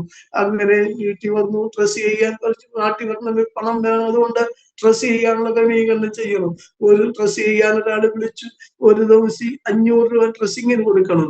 20 ദിവസം ഡ്രസ് ചെയ്തു. 20ാമത്തെ ദിവസം ഞാൻ എന്റെ വൈഫിനോട് ഇനി വരണ്ടെന്ന് പറയാം, ഇനി വേണ്ട എന്ന് വെച്ചു. എന്നോട് ചോദിച്ചാൽ എന്താ ഇങ്ങനെ? ഞാൻ പറഞ്ഞു ഇനി അവർക്ക് പൈസ കൊടുക്കാൻ, അതുകൊണ്ട് ഇനി വേണ്ടെന്ന്. എന്റെ മുഖത്ത് പറഞ്ഞു, മുഖത്ത് നോക്കാൻ എല്ലാവർക്കും പേടിയാ, അതുപോലെയാണ് മുഖത്തിന്റെ സ്ഥിതി ഇരിക്കുന്നത്. ഞാൻ പറഞ്ഞു സാരമില്ല, അത് മാത്രമല്ല ഡ്രസ് ചെയ്യുക 5 മിനിറ്റ് പോലും നിൽക്കത്തില്ല. അതിനു മുമ്പേ ആ പഴുപ്പും വെള്ളവും വന്ന ഡ്രസ്സിങ് എല്ലാം പോകും. ഞാൻ പറഞ്ഞു വേണ്ട, ഇനി ഡ്രസ് ചെയ്യണ്ട. അവരെ പറഞ്ഞു വിട്ടു. 2-3 ദിവസം കഴിഞ്ഞപ്പോൾ എന്റെ വീട്ടുകാർ എനിക്ക് ഡ്രസ് ചെയ്യാൻ തുടങ്ങി. അവർക്കും വളരെ നോക്കാൻ പോലും പേടിയാ. അതുപോലത്തെ സ്ഥിതിയിലായി എന്റെ മുഖം. അതുപോലെ തന്നെ ഈ ഞാൻ ഇങ്ങനെ കിടന്നു കിടന്നതിന്റെ പുറകിൽ ഒരു മുറിവ് വന്നു. അതുകൂടെ പറയാതിരിക്കാൻ, മുറിവ് വന്നു. അത് വളരെ പ്രശ്നമായി. അതും ഡ്രസ് ചെയ്യുന്നുണ്ട്. 20 ദിവസമൊക്കെ ഡ്രസ് ചെയ്യുക, യാതൊരു മാറ്റവും ഇല്ല. അങ്ങനെ ഡ്രസ് ചെയ്തിരിക്കുമ്പോൾ എല്ലാവരും ഓരോരുത്തർ വരുമ്പോൾ എന്റെ റൂമിലേക്ക് കടന്നു വരത്തില്ല. കാരണം ആ റൂമിൽ എന്ന് പറഞ്ഞാൽ ആ മുറിവിന്റെ പഴുപ്പിന്റെ നാറ്റം കൊണ്ട് ആ റൂമിൽ കയറാൻ പറ്റത്തില്ല. അതുപോലെ നാറ്റമാണ്. പലരും വന്ന് പുറത്തിരുന്ന് അവരോട് വിവരം അന്വേഷിച്ച് പോവുകയും ചെയ്യാറുണ്ട്. ഞാനിത് പലപ്പോഴും കേട്ട് ഞാൻ കട്ടിൽ കിടന്നുകൊണ്ട് കരഞ്ഞിട്ടുണ്ട്. ദൈവമേ, എന്റെ സ്ഥിതി ഇങ്ങനെ ആയല്ലോ എന്ന് എന്റെ ദൈവത്തോട് കരഞ്ഞ് പ്രാർത്ഥിക്കാറുണ്ട്. എന്റെ വീട്ടുകാരൻ 5-6 ദിവസം ഡ്രസ് ചെയ്ത് കഴിഞ്ഞു. ഭയങ്കര നാറ്റമാണ്. അവിടെ അടുക്കാൻ പറ്റത്തില്ല. എന്നോട് ഒരു പ്രാവശ്യം ചോദിച്ച് നാറുന്നില്ല എന്ന്. ഞാൻ പറയാൻ പറ്റുമോ നാറുന്നത്? ഞാൻ മിണ്ടിയില്ല. ഭയങ്കര നാറ്റമാണ്. എന്നെ എന്നും കുളിക്കാൻ കൊണ്ടുപോകും. ഞാൻ കുളിക്കുമ്പോൾ ആ മുറിവ് തേച്ച് കഴുകി അവനോട് കൈവച്ച് പ്രാർത്ഥിക്കും. ദൈവമേ, ഈ മുറിവിന് തന്റെ സ്ഥിതി ഇങ്ങനെയാണല്ലോ എന്ന് ദൈവസേന പ്രാർത്ഥിക്കാറുണ്ടായിരുന്നു. പ്രാർത്ഥിച്ചു. 6 ദിവസം കഴിഞ്ഞപ്പോൾ എന്നെ കുളിപ്പിച്ചേച്ച് കൊണ്ടുവന്ന് കഴിഞ്ഞപ്പോൾ കുറച്ചു നേരം കഴിഞ്ഞപ്പോൾ എന്റെ വൈഫ് എന്നോട് ചോദിച്ചു, എന്താ മുറിവ് ഉണങ്ങിയോ എന്ന്. ഞാൻ ചോദിച്ചു, എന്താ ഇപ്പൊ നാറ്റമില്ല? മുറിവ് ഞാൻ ചോദിച്ചു, നോക്കിക്കഴിഞ്ഞപ്പോ പറഞ്ഞു മുറിവ് ഉണങ്ങി. ഞാൻ അവിടെ കൈ കൊണ്ട് തൊട്ട് നോക്കി. നമ്മുടെ ഉണക്കമീൻ എങ്ങനെ ഉണങ്ങുന്നുവോ അതുപോലെ എന്റെ മുറിവ് ഉണങ്ങി, എന്റെ ദൈവം ഉണക്കി തന്നു എന്ന് പറയുന്നതിൽ എനിക്ക് വളരെ സന്തോഷമുണ്ട്. പലരും കണ്ട് തിരിഞ്ഞു പോയ മൂക്ക് പൊത്തിപ്പോയ സന്ദർഭമുണ്ട്. ഈ അവസ്ഥയിലൊക്കെ ഞാൻ കടന്നുപോയി. എങ്കിലും ദൈവത്തെ ദൈവം കൈവിട്ടില്ല. ദൈവത്തെ നിന്ദിക്കുവാൻ ഇതെന്തുകൊണ്ട് സംഭവിച്ചെന്ന് ചോദിക്കുവാനോ ഇടയായി തീർന്നിട്ടില്ല. വിശ്വാസം മുറുകെ പിടിച്ച് ഞാൻ ഒന്ന് വിശ്വസിച്ച് ദൈവം അറിയാതെ ഒന്നും സംഭവിക്കത്തില്ല. എന്റെ തലയിലെ ഒരു മുടി പോലും പൊഴിഞ്ഞു പോകണമെങ്കിൽ ദൈവം പറഞ്ഞേ സംഭവിക്കത്തുള്ളൂ എന്ന് പൂർണ്ണമായി വിശ്വസിച്ചതുകൊണ്ട് അപ്രകാരം തന്നെയായിരുന്നു. പല പ്രാവശ്യം നാട്ടിൽ വരണമെന്നൊക്കെ താല്പര്യമുണ്ടെങ്കിലും പലരും എന്നോട് ചോദിക്കും, എന്താ നാട്ടിൽ പോകാത്ത? നാട്ടിൽ വന്നാൽ എവിടെ നിൽക്കും? തൃശ്ശൂർ ബീച്ചിൽ വന്ന് നിൽക്കാൻ കഴിയത്തില്ല സ്ഥിതി. ഒരു ബാത്റൂം ഉണ്ട്, അത് പുറത്താണ്, ഇന്ത്യന്റെ ബാത്റൂം. അവിടെ വന്നാൽ പറ്റത്തില്ല. അതിന് പലരും എന്നോട് കാര്യങ്ങളൊക്കെ ചോദിച്ചു. ഞാൻ ഇന്ന പോലെ പറഞ്ഞു, ഇന്നതാണ് സംഗതി. അന്നേരം എന്നോട് പറഞ്ഞു, പാസ്റ്റേ നിങ്ങൾ നാട്ടിൽ പാനൊരുങ്ങ്, ഞങ്ങളെ കൊണ്ട് കഴിയാവുന്ന ചെയ്യാൻ ഒരു ചെറിയ റൂമും ഒരു ബാത്റൂമും പണിയും. ഞാൻ ചോദിക്കുന്നത് പറയാറുണ്ട്, അത് നടക്കത്തില്ല. എന്താന്ന് ചോദിച്ചാൽ അതിന് പണമൊക്കെ വേണം. കുറച്ച് കൊണ്ട് പണിയെ ഞങ്ങളെ കൊണ്ട് കഴിയുന്ന ചെയ്യാം. അനേകരുടെ സഹായത്തോടു കൂടെ ഒരു ചെറിയ റൂമും ഒരു ബാത്റൂമും പണിത് അതിലാണ് ഇപ്പൊ താമസം.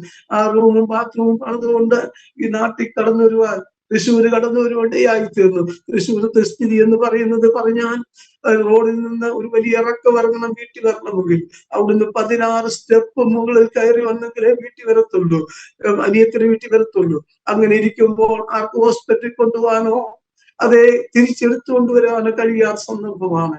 അങ്ങനെ ഇരിക്കുന്ന സന്ദർഭത്തിലൊക്കെയാണ് എന്റെ രീതി എന്ന് പറയുന്ന, എന്റെ ആവശ്യം എന്ന് പറയുന്നത്, ദൈവം ഇതുവരെ നടത്തി, ദൈവം വലിയ നന്മകൾ ചെയ്തു. മരണത്തിനുള്ള നീക്കുപോക്ക് ദൈവം കൽപ്പിച്ചു. പറയാൻ ഹൃദയത്തിന്റെ വാക്കുകൾ പോലും ലഭിക്കാത്ത സന്ദർഭമാണ്. ഹൃദയം വിങ്ങിപ്പൊട്ടുന്ന അവസ്ഥയാണ്. അത്രയ്ക്ക് ഭാരങ്ങളും വേദനകളും നിരാശകളും.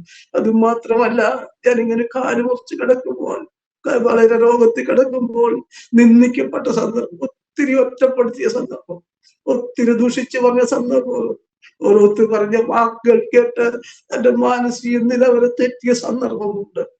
പലപ്പോഴും എന്താ പറയുന്ന പോലും അറിയത്തില്ല. എന്റെ മക്കളാണെങ്കിൽ മരുന്ന് തരും, ഒടുവിൽ എനിക്കൊരു ഗുളിക തരും, ഇത് ഡാഡി സ്ഥിരമായിട്ട് കഴിക്കണം, നിർബന്ധിച്ച് കഴിപ്പിക്കും.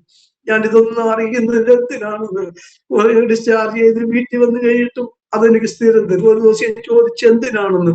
അന്നേരം അവർ പറഞ്ഞു, ഡാഡി ഇന്ന പോലെ ഡാഡിയുടെ മാനസിക നില തെറ്റി, മാനസിക നിലയ്ക്കുള്ള ഗുളികയാണ്, ഇത് കഴിക്കണമെന്ന് പറഞ്ഞു. അങ്ങനെയുള്ള അവസ്ഥയിൽ വരെ എന്നെ ആക്കി തീർത്തു എന്നുള്ളത് ഞാൻ പറയട്ടെ.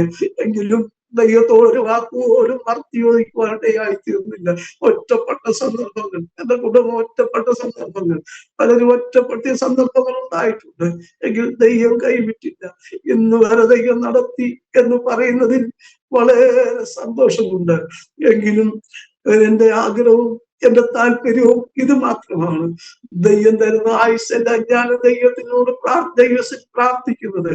എന്റെ കണ്ണിനെ കാഴ്ച ലഭിച്ചാൽ വീൽ ചെയറിലാണെങ്കിലും എവിടെയാണെങ്കിലും ദൈവത്തിനായി എന്റെ ജീവിതം പിന്നെ സമർപ്പിക്കുവാനാണ് ഞാൻ ഒരുങ്ങുന്നത്. കർത്താവ് പ്രാർത്ഥന കേൾക്കുന്ന ദൈവമാണ്.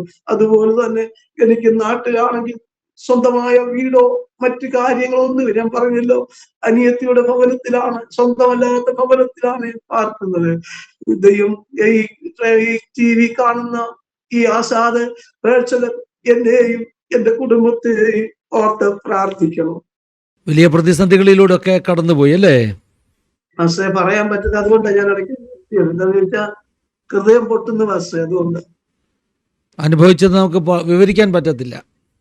ഇല്ല പക്ഷേ ഈ കണ്ണിന്റെ കാഴ്ചയൊക്കെ പോയത് പിന്നെ ഈ ഡയബറ്റീസോ അങ്ങനെയുള്ള പ്രശ്നങ്ങളുള്ളത് കൊണ്ടാണോ?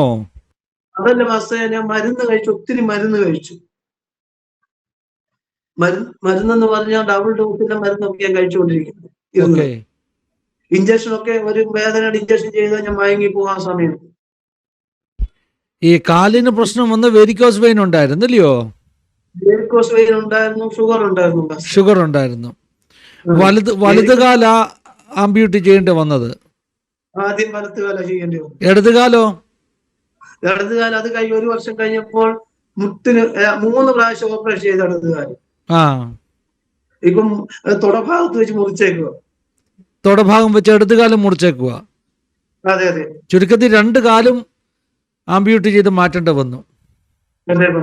2 കാലും ആംബ്യൂട്ടി ചെയ്തു. 2 കണ്ണിനും കാഴ്ചയില്ല. കണ്ണിനും കാഴ്ചയില്ല.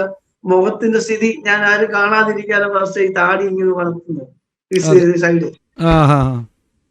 അത് അവിടെ പറഞ്ഞു വിട്ടത് വസ്തുത നിങ്ങൾ നാട്ടിൽ കൊണ്ടുവന്ന് നല്ലപോലെ ഹോസ്പിറ്റലിൽ കൊണ്ടുപോയി കാണിക്കണം, അതിന് മരുന്ന് ചെയ്യണം, അല്ല പിന്നീട് അത് ബുദ്ധിമുട്ടാന്നൊക്കെ പറഞ്ഞു. ശരി. 5 വർഷം കഴിഞ്ഞ് ആൻഡമാൻസിൽ നിന്ന് വന്നിട്ട്? ഇല്ലില്ല മാസ്റ്റർ, കുറച്ച് നാളായുള്ള ആൻഡമാൻസിൽ വന്നിട്ട്. ആൻഡമാൻസിൽ വന്നിട്ട് എത്ര നാളായി? 4 മാസം. 4 മാസം. ശരി. പാസ്റ്ററെ ഈ കേരളത്തിൽ ശുശ്രൂഷ ചെയ്തുകൊണ്ടിരുന്ന ആൾ ആൻഡമാൻസിലേക്ക് പോകാൻ എന്താ ഒരു കാരണമായി തീർന്നത്? എങ്ങനെ ഒരു നിയോഗം കിട്ടിയത്? അവിടുത്തെ ശുശ്രൂഷാനുഭവങ്ങൾ കൂടെ ഒന്ന് പറയാമോ? ആൻഡമാൻസിലെ എവിടെയായിരുന്നു, ഏത് സ്ഥലത്തായിരുന്നു, എന്തൊക്കെയായിരുന്നു ശുശ്രൂഷ, ദൈവപ്രവൃത്തി കണ്ട അനുഭവങ്ങൾ കൂടെയൊക്കെ ഒന്ന് പറയാമെങ്കിൽ അനുഗ്രഹമാണ്. പക്ഷേ ഞാൻ ആദ്യം പോയത് ആൻഡമാൻസ് ഡിഗ്ലിപ്പൂരിലാണ്. പോർട്ട് ബ്ലെയറിൽ 310 കിലോമീറ്റർ ദൂരമുണ്ട്.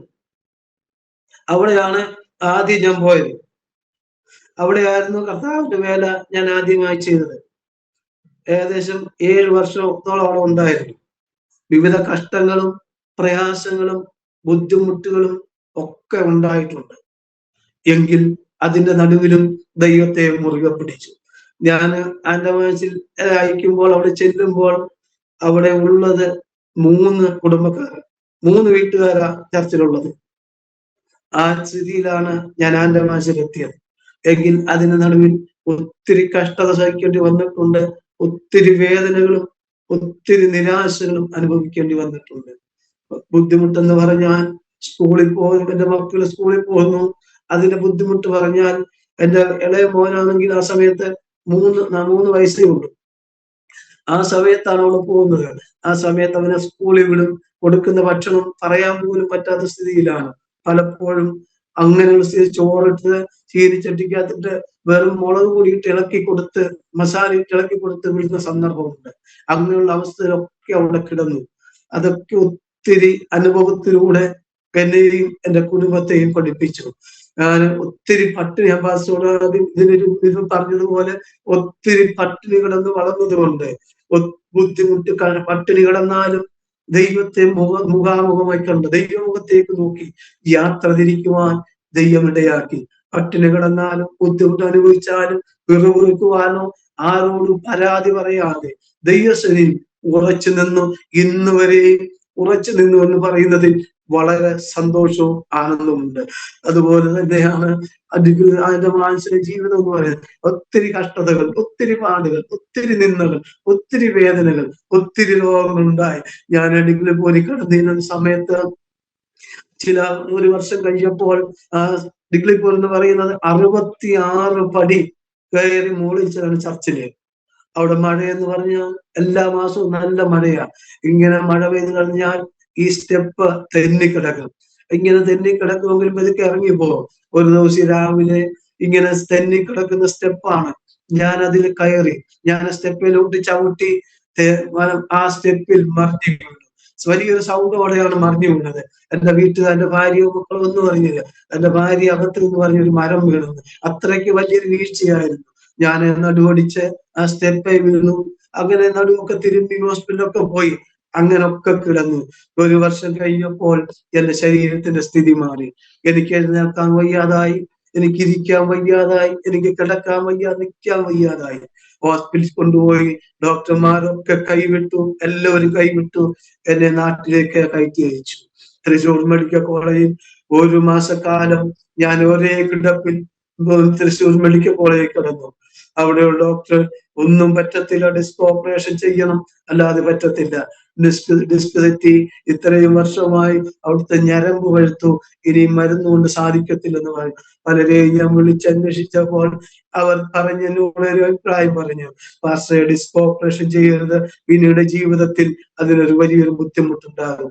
ഞാൻ ഡോക്ടറോട് പറഞ്ഞു, ഡോക്ടറെ ഡിസ്ക് ഓപ്പറേഷൻ ചെയ്യണ്ട, ഡോക്ടർ മരുന്ന് ചെയ്യാൻ പറഞ്ഞു. മെഡിക്കൽ കോളേജിലെ ഡോക്ടർ മരുന്ന് ചെയ്യാനൊക്കെ എങ്കിലും ഡോക്ടർ അത് മരുന്ന് ചെയ്തു. അതേ പലപ്പോഴും എൻ്റെ ഒരു അമ്മയുടെ ആങ്ങള എന്റെ കൂടെ ഉണ്ടായിരുന്നു. താൻ എന്നെ എഴുന്നേൽപ്പിക്കും, ബാത്റൂമിൽ കൊണ്ടുപോയി. അങ്ങനെയുള്ള സ്ഥിതിയിലായി 29 ദിവസം ഞാൻ ഒരേ കിടപ്പിൽ തൃശ്ശൂർ മെഡിക്കൽ പോയി കിടന്നു. എങ്കിലും 30ാമത്തെ ദിവസം ഞാൻ ഡിസ്ചാർജ് വാങ്ങി വീട്ടിൽ വന്നു. വെയിറ്റ് ഇട്ടേക്കാണ്. ആ വെയിറ്റുമായി വീട്ടിൽ വന്നു.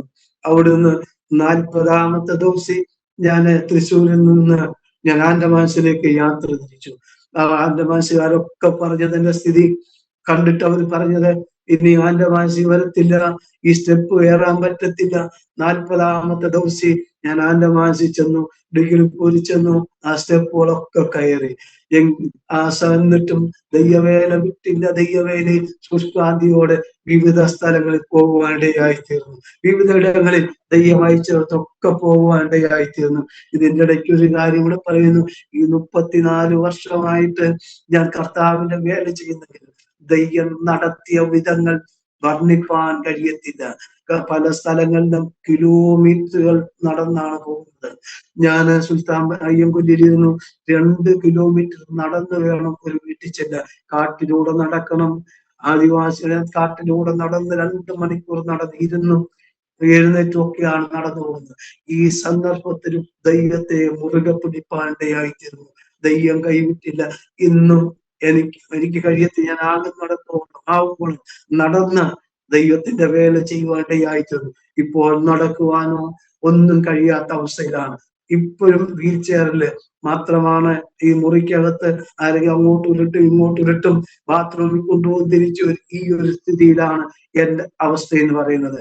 വാഹന സൗകര്യം ഉണ്ടെങ്കിലും വാഹനമില്ല. അങ്ങനെയുള്ള സ്ഥിതിയിൽ ഒരു ഭവനത്തിന്റെ സൗകര്യം ഒന്നുമില്ല. ആ സ്ഥിതിയിലാണ് ഞാൻ ആയിരിക്കുന്നത് എന്ന് പറയുന്നതിൽ വളരെ വേദനയും സങ്കടവും ഉണ്ടെങ്കിൽ ഞാനൊന്ന് പ്രത്യാശിക്കുന്നു, ദൈവം അത്ഭുതങ്ങൾ ചെയ്യും. കഴിഞ്ഞ നാളുകളിൽ അനുഭവിച്ച കഷ്ടം, അനുഭവിച്ച നിന്ദകൾ, അനുഭവിച്ച വേദനകൾ ദൈവം കാണാതിരിക്കത്തില്ല. ഞാൻ ദൈവത്തിന് പ്രാർത്ഥിക്കുന്നതാണ്, ദൈവമേ നാളുകൾ കഴിയുന്നു, ആണ്ടുകൾ കഴിയുന്നു മുമ്പേ നിന്റെ പ്രവൃത്തി ജീവിപ്പിക്കണമെന്ന്. എന്റെ പ്രിയ പ്രേക്ഷകരെ, നിങ്ങൾ പ്രാർത്ഥിക്കണം. എന്റെ ഈ സ്ഥിതിയിൽ, എന്റെ കുടുംബത്തിന്റെ സ്ഥിതിയിൽ നിങ്ങൾ പ്രാർത്ഥിക്കണം. മൂത്ത മകൻ ഒരു ജോലിയിലാണ്. എന്റെ കുടുംബം, എന്റെ സ്ഥിതി, എന്റെ അവസ്ഥയിലൊക്കെ പോറ്റിക്കൊണ്ടു പോകുന്നത്. ദൈവം ടി വി കാണുന്ന ഈ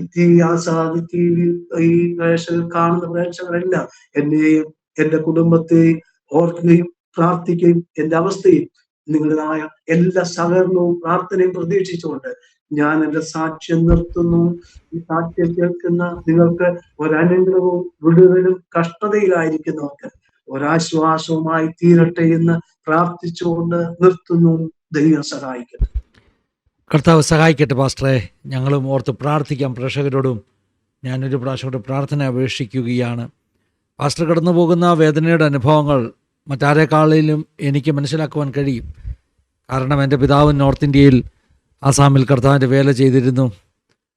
പെട്ടെന്ന് തളർവാദം പിടിപെട്ട് പാരലൈസായി നാട്ടിൽ കടന്നു വന്ന് വിശ്രമജീവിതം നയിച്ച സമയങ്ങളുണ്ട്.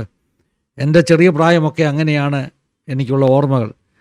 അന്ന് അനുഭവിച്ച ആ ചെറിയ പ്രായത്തിൽ അനുഭവിച്ച വേദനകൾ, സങ്കടങ്ങൾ, കഷ്ടങ്ങൾ, എൻ്റെ പിതാവിൻ്റെ രോഗാവസ്ഥ, അതെല്ലാം എൻ്റെ മനസ്സിലുള്ളത് കൊണ്ട് പാസ്റ്റർ കടന്നു പോകുന്ന സിറ്റുവേഷൻ, പ്രത്യേകിച്ച് ദീർഘവർഷങ്ങൾ കർത്താവിൻ്റെ വേലയിലായി ഇരുന്നിട്ട് ആൻഡമാൻസിലൊക്കെ ആയിരുന്നിട്ട് മടങ്ങി വന്ന് ഇപ്പോൾ കടന്നു പോകുന്നൊരു ജീവിതാനുഭവത്തിലൂടെ കടന്നു പോകുമ്പോഴുള്ള ആ ഒരു ഭാരങ്ങളൊക്കെ എനിക്ക് മനസ്സിലാക്കുവാൻ കഴിയുന്നുണ്ട്.